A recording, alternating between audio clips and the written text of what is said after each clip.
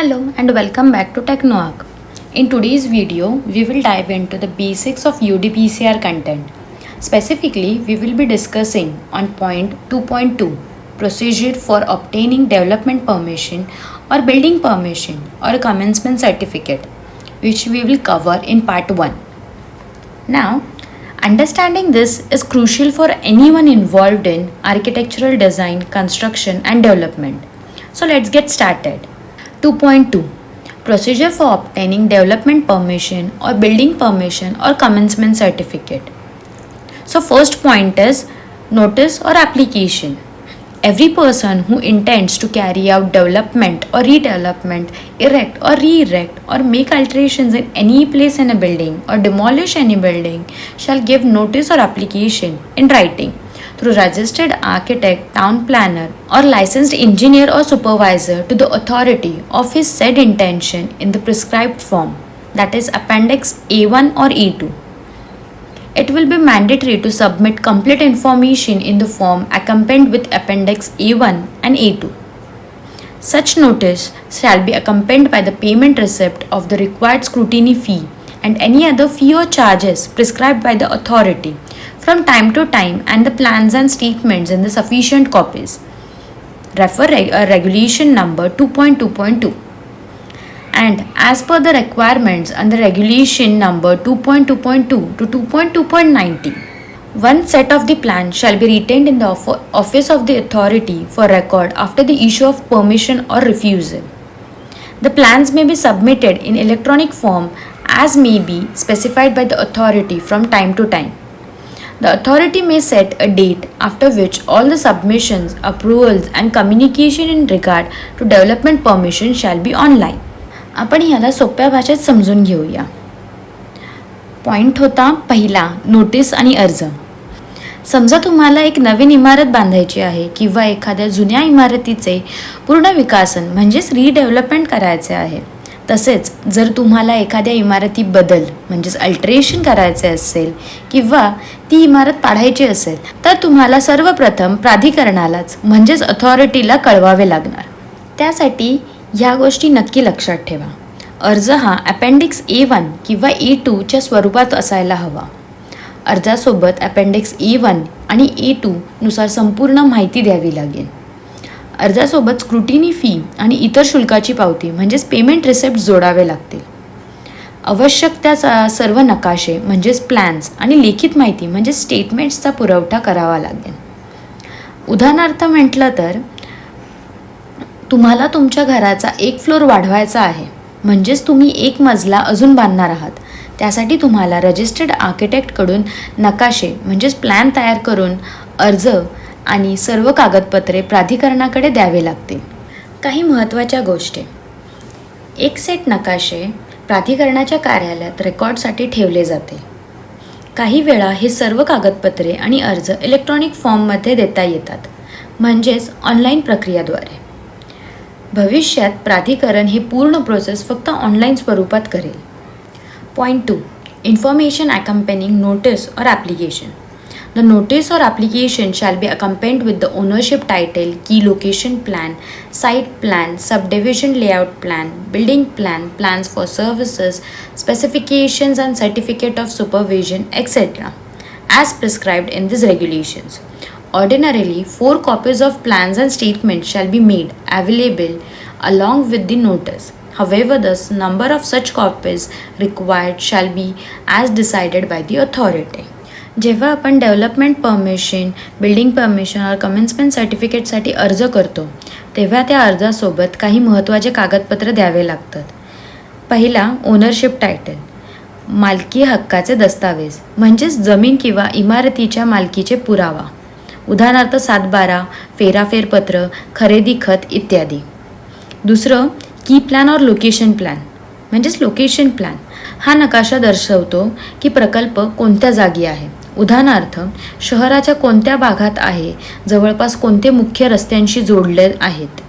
Third point, site plan. ह्यात प्लॉटचा सखोल तपशील असतो, उदाहरणार्थ प्लॉटचा आकार, शेजारच्याची इमारत, रस्ते व ओपन स्पेस कसे आहे इत्यादी. फोर्थ पॉईंट, सब डिव्हिजन लेआउट प्लॅन और बिल्डिंग प्लॅन.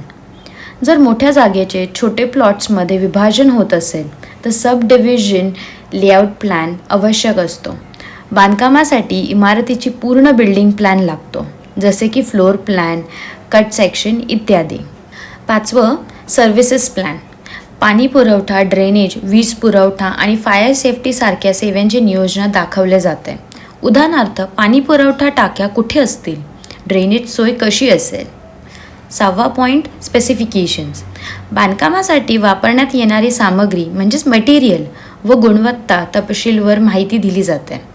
उदाहरणार्थ, सिमेंटचा दर्जा, विटांचा प्रकार, दरवाजे खिडक्यांचे मटेरियल इत्यादी. आणि 7 म्हणजे सुपरविजन सर्टिफिकेट, जे तुम्ही आर्किटेक्ट, इंजिनियर किंवा लायसन्स्ड अधिकाऱ्याकडून घेऊ शकता. नकाशे व कागदपत्र किती कॉपीज द्यावेत, तर ऑथॉरिटीनुसार 4 कॉपीज देणं आवश्यक आहे. थोडक्यात समजायचं झालं तर वरील कुठलेही डॉक्युमेंट्स नसतील तर अर्ज मांडला जाणार नाही. 3rd point ownership title and area. Every application for a development permission and commencement certificate shall be accompanied by the following documents for verifying the ownership and area etc. of the land. Latest 7/12 extracts or property register card of the date not earlier than 6 months prior to the date of submission of redevelopment proposal, power of attorney wherever applicable, or attested copies of lease deed of the concerned lesser authority enabling ownership of the document. In case of Ulhasnagar, conveyance deed or sannad issued by the revenue authority may be considered. मालकी हक्काचे आणि जमिनीचे क्षेत्रफळाचा पुरावे. तुम्हाला तुमच्या जमिनीचा हक्क आणि मोजणी योग्य आहे हे दाखवण्यासाठी काही कागदपत्रे द्यावे लागते. उदाहरणार्थ, समजा तुमच्याकडे एक प्लॉट आहे आणि तुम्ही त्यावर बिल्डिंग बांधायचं ठरवलं तर तुमच्या मालकीचे पुरावे आवश्यक असतील. हे पुरावे खालीलप्रमाणे असतील. 7/12 उतारा किंवा प्रॉपर्टी रजिस्टर कार्ड. हा उतारा कमीत कमी 6 महिन्यांपूर्वीचा नसावा. जर जमिनीवर लीज असेल तर त्या लीज करणारी प्रत द्यावी लागते. उदाहरणार्थ, तुम्हाला तुमच्या आजोबांनी दिलेली जमीन विकसित करायची असेल तर त्याचा 7/12 उतारा किंवा त्या संबंधाचे दस्तावेज सबमिट करावे लागतील. Original measurement plan or city survey sheet of the land or lands under the development proposal issued by Land Record Department, provided that where city survey of the whole Gauthan area is not done by the city survey department, in that case the measurement plan authenticated by the architect having signature of adjacent plot landholders may be acceptable. म्हणजेच मूळ मोजणी नकाशा किंवा city survey sheet जमीन record विभागातून घेतलेला नकाशा असावा. उदाहरणार्थ, जर तुमच्या गावात सिटी सर्वे झाला नसेल तर एका आर्किटेक्टने प्रमाणित केलेले मोजणी नकाशा आणि शेजारील प्लॉट धारकांचा सह्या असलेला नकाशा चालू शकतो. Statement of holding by triangulation method or CAD from the qualified licensed technical person or architect with an affidavit from the owner in regard to the area in the form of prescribed by the authority. क्षेत्रफळाचा तक्ता. Statement of area. Architect किंवा licence असलेल्या technical व्यक्तीने CAD software वापरून तुमच्या जमिनीचे क्षेत्रफळ मोजले पाहिजे आणि मालकाने प्रतिज्ञापत्रावर सही करावी. उदाहरणार्थ, तुम्हाला समजले की तुमच्या प्लॉटचे क्षेत्रफळ चुकीचे नोंदले आहे तर योग्य मोजमाप करून नवीन क्षेत्रफळाचे प्रमाणपत्र सबमिट करावे लागेल. Any other document prescribed by the authority. म्हणजेच प्राधिकरणाने सांगितलेले कोणतेही इतर आवश्यक दस्तावेज घ्यावे लागतील.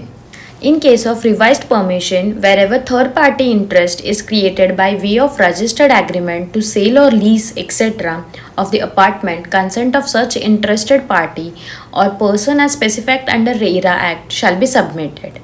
Third-party interest consent म्हणजेच जर एखादा प्लॉट विक्री किंवा लीजवर दिला असेल आणि त्यासाठी नवीन परवानगी घ्यायची असेल तर त्या व्यक्तीचे संमती घ्यावे लागेल.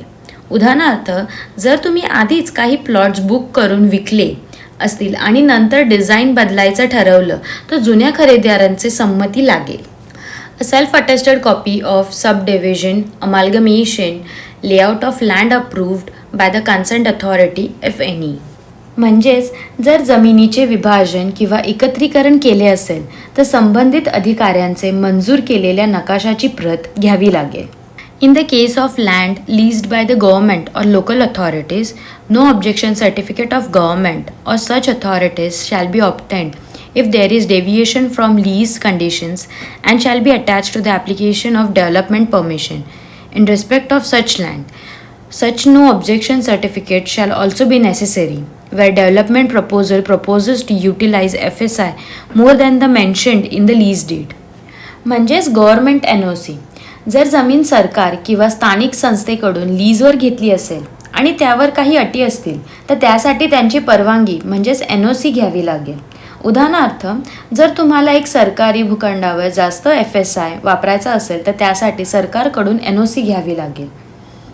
हे सर्व प्रकारचे कागदपत्र देऊनच तुम्हाला डेव्हलपमेंट परवानगी मिळू शकते. ह्यामुळे कोणत्याही अडचणीशिवाय तुमचा प्रोजेक्ट सुरू होऊ शकतो. Next points we will see in part 2. Thank you for watching.